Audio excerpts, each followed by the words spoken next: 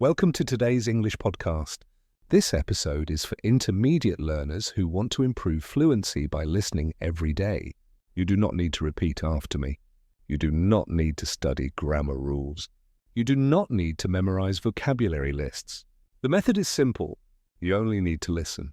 Just listen daily and English will become more natural for you. This is the easy way to learn. Your brain learns naturally when you listen. It remembers sounds, words, and patterns even when you do not notice. Think about how children learn their first language. They listen for many months before they speak. They listen to family, to songs, to stories. Slowly, without stress, the words stay in their minds. Then, one day they begin to speak. This is the same process for you. By listening daily, you train your brain. Step by step, speaking will become easier and more confident. Today, I will share many thoughts about daily life, the weather, news, technology, food, home, society, and some personal reflections. It will be like a long and friendly conversation. You only need to relax and listen. That is enough. Let's begin. This morning I woke up and looked outside my window. The sky was half grey and half blue, a strange mix. It looked like the weather could not decide if it wanted to be sunny or cloudy. The air was cool, not too cold, not too warm, just comfortable. I made coffee, and while the smell filled the kitchen, I thought about my day. I wanted to read the news, do some cleaning, maybe cook something simple, and spend some time writing in my notebook. Coffee always helps me start with energy. While drinking coffee, I opened my phone and read the news. The first headline was about the climate. Scientists said this year may be one of the hottest years ever recorded, but also with strange changes, strong storms, heavy rain, and sometimes sudden cold. I thought about how the weather feels different compared to my childhood. Summers are hotter, winters are colder, and rain feels stronger. It makes me wonder how the world will be in 10 or 20 years. The next article was about prices. Food and energy are more expensive. Every month people pay more, but salaries stay the same. This is something everyone feels in daily life. I looked at my shopping list and thought about the supermarket. Fruit, milk, bread, rice, vegetables, all of them are more expensive. It makes people change habits, buy less, or choose cheaper options. Inflation is not just numbers in the news, it is real life. Then I saw an article about transport. The city will add new electric buses next year. They say these buses will be faster and better for the environment. I hope it is true because buses now are often late and too crowded. Sometimes I wait for 3 buses before I can enter one. New transport could make life easier for everyone. There was also a story about football. The local team won a match yesterday and fans were celebrating in the streets. Football creates so much emotion. Some people shout, some cry, some sing. It is more than a game. It is like a theatre of life. I don't watch many games, but I enjoy seeing people's reactions. It shows how passionate humans can be. Another article was about space. Scientists discovered signs of water on a distant planet. Space news always makes me curious. The universe is huge and we are small, but discoveries like that make us dream. What if there is life out there? What if one day we travel beyond Earth? These questions make my imagination alive. After the news, I close my phone. Too much information can be heavy. Sometimes it is better to stop reading and just live the day. I looked around my apartment. The kitchen felt dark.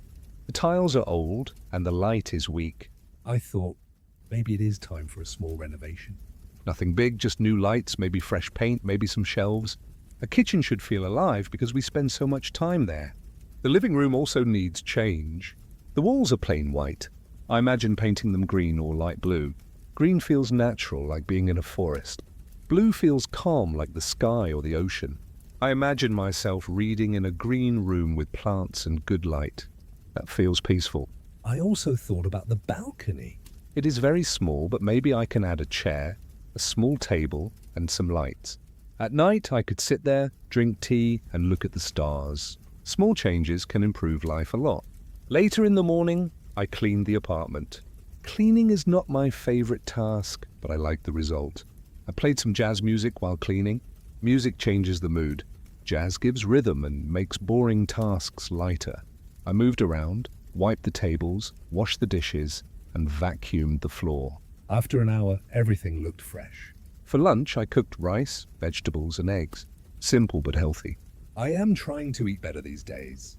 Less sugar, less fried food, more vegetables, more water. Food is fuel for the body, and I want to give my body good energy. After lunch, I wrote in my notebook. I still use paper notebooks, even in the digital age. Writing on paper feels personal, real, and calm.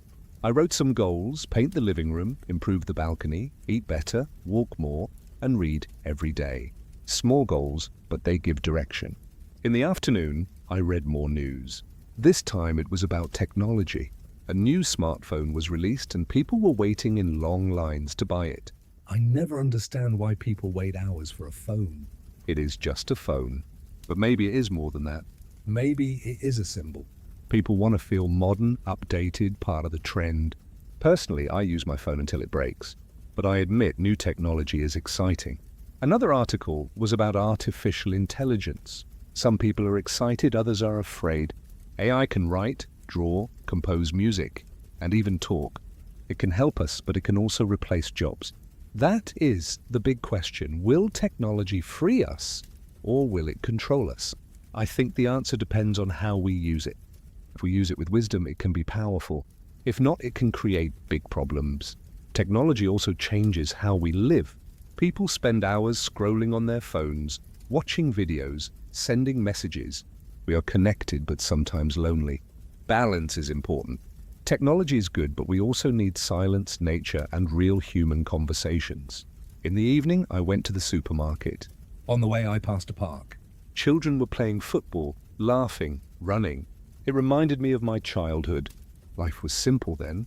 No phones, no internet, only games and imagination. Sometimes I miss that.